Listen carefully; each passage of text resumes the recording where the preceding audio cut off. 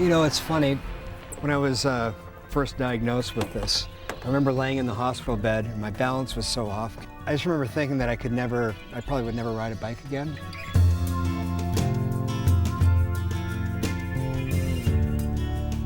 My name is Garth McLean, and I was diagnosed with multiple sclerosis in 1996.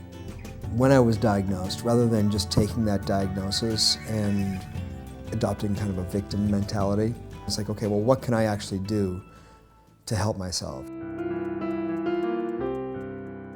When I started to lose feeling in the legs and the arms, well, it actually started in my right arm, and then it traveled to the other side, and then it spread to my legs, and it took over my torso, and then it went through my head and skull. Finally, I'd gone literally numb from head to toe. I'm a neurologist, and my name is Dr. Cohen, Hart Cohen. My area of interest has been multiple sclerosis. Garth started off at another medical center before I met him. He had a couple of exacerbations in 1996. He realized that he is vulnerable, and this may very well continue to happen. And that was the point where he decided to pursue his interest in yoga. So I found the Iyengar Yoga Institute in Los Angeles, and I literally stumbled in there. My doctor had recommended to me, because I was very active, swimming to keep the body cool, because you do not want to overheat the body, and to try some yoga. When I was first diagnosed, I thought, what can I do to put things right again? And at the same time, I did not want to become someone who was dependent upon medication. What other alternative ways can I pursue to hopefully get myself to a place of health where I can continue to function relatively well in the world and continue to pursue my dreams and live my life? I am certified as an Iyengar Yoga teacher, qualified to teach therapeutics. And I receive many, many inquiries from people around the globe. You would be working with people, and then I would share with them that I actually have MS. It really changed their perspective and empowered them to go, oh, you know what? Maybe if I actually do this, maybe I can change my perspective on my plight.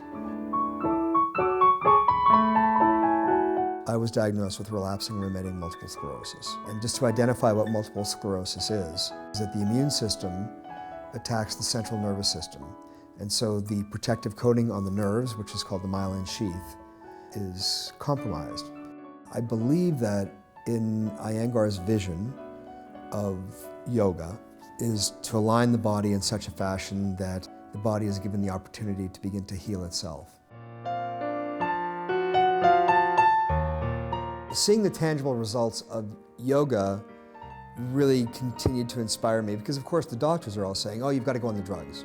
The side effects of the medicines were pretty debilitating, but the side effects of yoga have been pretty habilitating. This is always difficult for a physician when a patient chooses not to take the remedy that you've prescribed. Doctors should not have the arrogance to think that there's only one way for every patient, and that if they don't follow your instructions, they're necessarily doing the wrong thing. Well, do I want to start down that road with a dependency on medication for something that's not necessarily going to actually cure me? So we do have our recommendations. We do suggest what the best medical evidence is.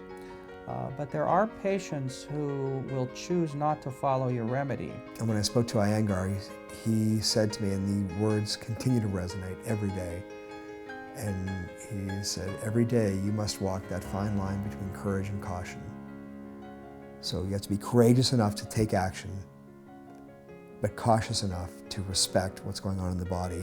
I'm not discounting the medical community at all. I want that to be very clear.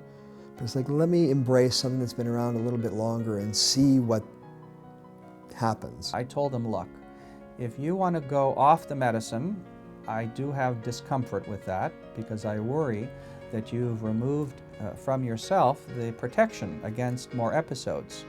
So you and I have to have a deal. And the deal is that you'll come and see me at least twice a year.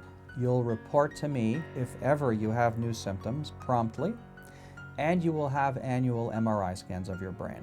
The last MRI that we looked at, which was taken in April 2009, and I met with Hart in May of 2009, he was looking at the MRI results and his words were, "This is remarkable." And I said, "Well, do you mind if I quote you on that?" You know, what comes up a lot with any kind of condition or situation, fear and doubt.